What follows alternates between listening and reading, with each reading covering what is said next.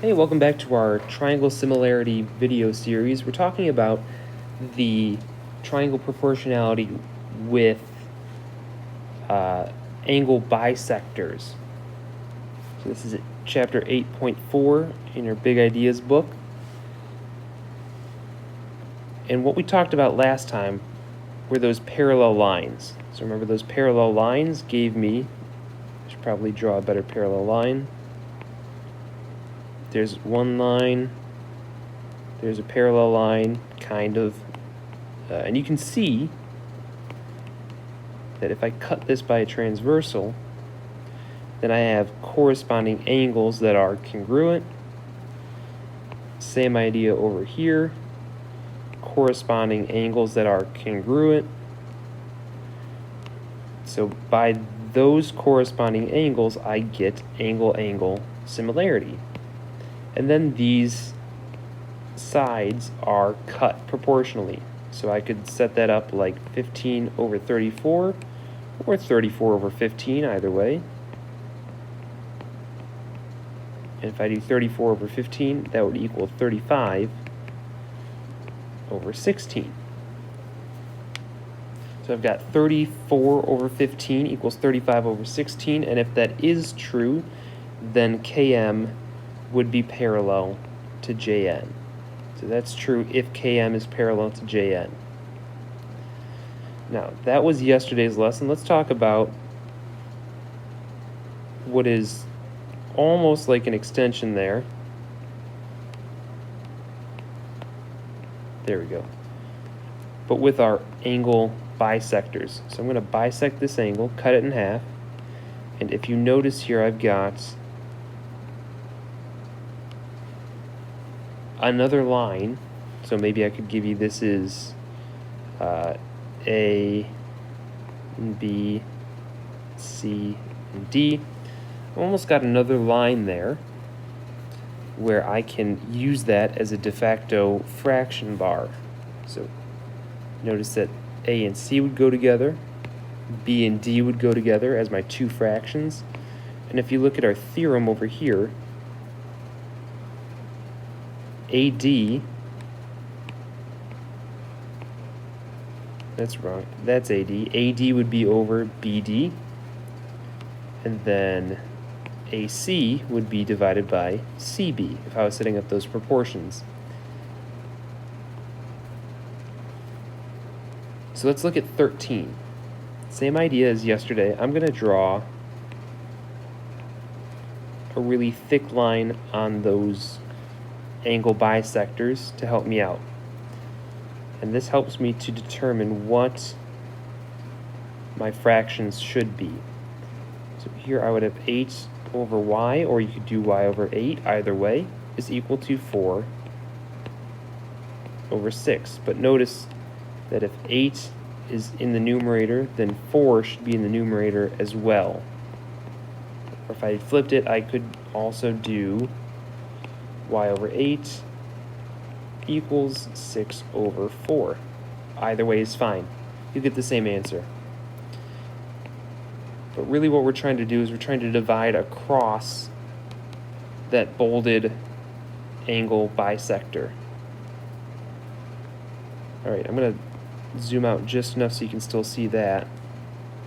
And why don't you guys pause the video, see if you can set up your two fractions, your proportion, and then unpause and check your work.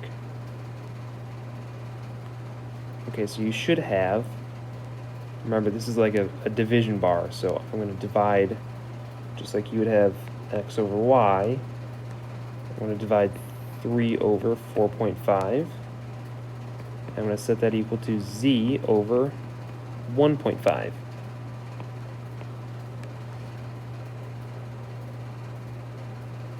All right, why don't we try another one here? I'll give you another problem. Let's go with 10 and 12.5 and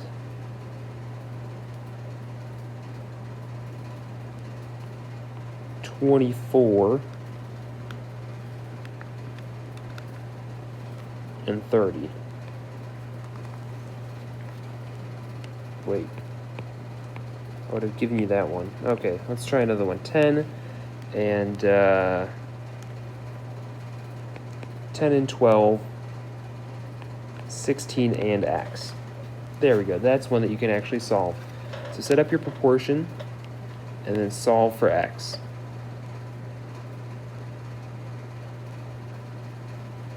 Alright, so if you are not finished, pause the video. If you have finished, you will have 10 over 16 equals 12 over x. And then once we get to this spot, and I'm going to erase this extra one over here, then you can just cross multiply. So this would be 48 equals 4y, or 4.5 equals 4.5z, or 10x equals 160 plus 32 would be 192. And now 16 is a little bit trickier. So this is one that we're going to zoom in on. We're really going to focus here. I'm going to erase the x for right now. I want you to imagine if this is a 9. It's not, but I want you to imagine it's a 9. So if that is a 9, how could I find QR? Well, I could take 15 minus 9 to get QR.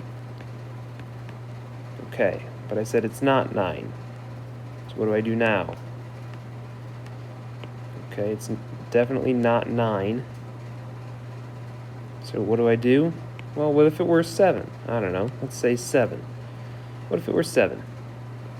If it were 7, same thing. 15 minus 7 equals QR. Okay.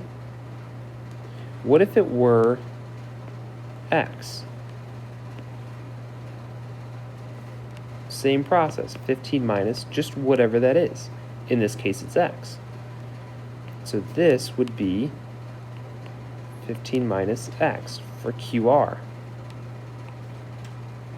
Okay, so now I can set up my proportion. Make my division bar, and then you can kind of clearly see what my fractions are.